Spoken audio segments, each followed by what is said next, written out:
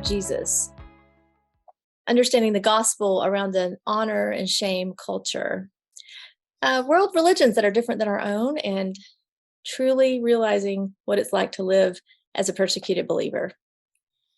These are some of the topics addressed in a new missiological fiction book, Arman's Freedom. I'm Jennifer Rash, and this is a Tab Media special report featuring David Parks, Director of the Global Center in Contextual Learning at Beeson Divinity School in Birmingham, Alabama. David, thanks for joining us. Hey, it's great to be here. Thanks for having me. All right. Okay, so your first book, you come out with a missiological fiction book. First of all, what is that? That's a great question. It wasn't on my to-do list as I began a career in teaching missions to write missiological fiction.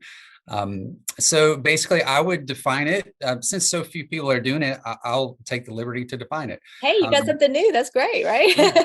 So I see it as the creation of a story that illustrates how the gospel translates into other cultures around the world. Okay.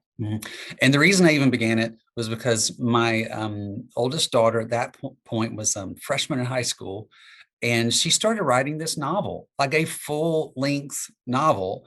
And I started reading it, and I thought it was fantastic. And yeah, I was giving her feedback, but the main thing I wanted to do was just encourage her to keep going. And I thought, well, I wonder if she got this storytelling thing from me, and what would I write about? And so I came up with the basic idea of a young Iranian who came to Southeast Asia, and I had experienced this, and had a dream that convicted him of his sin. It included Jesus in the dream. And after he had this dream, he came to me and just desperate to know forgiveness, because ultimately he had this dream where he's pretty much warned about a particular sin. And the next day in real life, he was in that exact same tempting situation, and he committed the sin. Wow. And so in Islam, they believe in heaven, hell, the need for forgiveness, but there's no way to know you have forgiveness. And so he could no longer pretend he was earning it.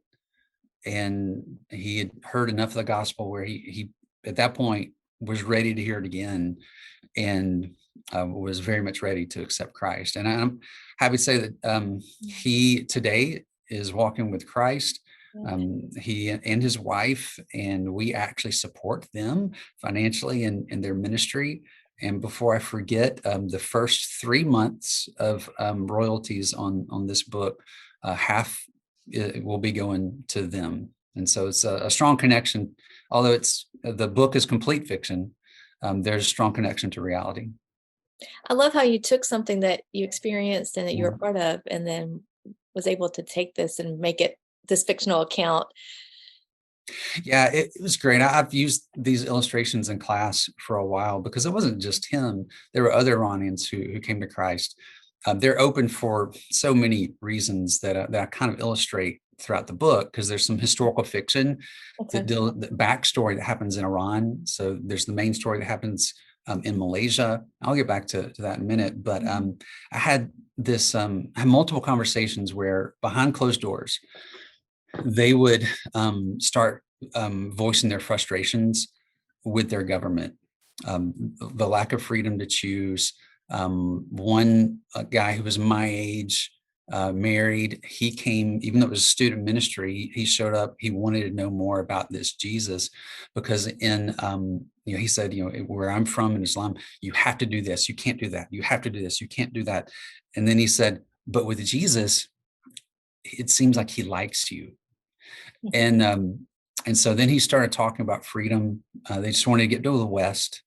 And I said, well, I like my government better than yours. I'm not going to lie. But you can be in the West and free to choose, and choose things that make you a slave to sin. So what is freedom?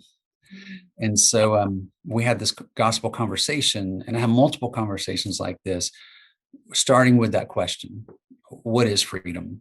And so, sort of this cloth a minute ago, he and his wife gave me this 100-year-old decorative cloth, just because of appreciation of friendship. And I had the privilege of baptizing them when we were overseas.